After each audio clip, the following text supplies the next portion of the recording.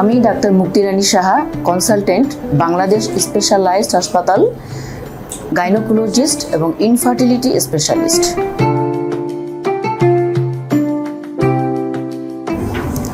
রমজান মাসে অনেক প্রেগনেন্ট মায়েদেরই প্রশ্ন যে আমি রোজা রাখতে পারবো কিনা।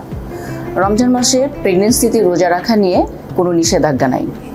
যদি কোনো মা মনে করেন যে আমি সুস্থ, রোজা রাখতে পারবো এবং গর্ভের সন্তানের কোনো ঝুঁকি নেই, তিনি অবশ্যই রোজা রাখতে পারেন।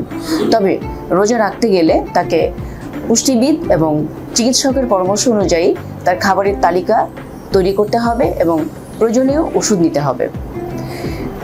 আমরা যদি প্রেগনেন্সিকে 3 ভাগে ভাগ করি, যেমন প্রথম 3 মাস, তখন মা অনেক ঝুঁকিপূর্ণ অবস্থায় থাকেন, ঠিকমতো খাবার খেতে পারেন না, বমি বমি ভাব থাকে, অনেক সময় ইলেকট্রোলাইট ইমব্যালেন্স হয় এবং হাসপাতালে ভর্তি করতে হয়।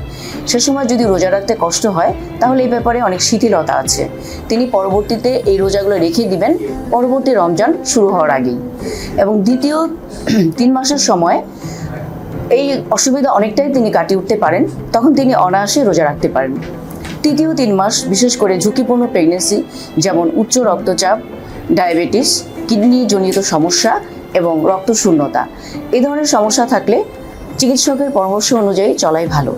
তবে তিনি যদি রোজা রাখেন, ইফতারি থেকে সেহরি পর্যন্ত তাকে প্রোটিন রিচ ডায়েট, পানি জাতীয় খাবার এবং ফাইবার কন্টেনিং ডায়েট পর্যাপ্ত পরিমাণে ইনটেক করতে হবে।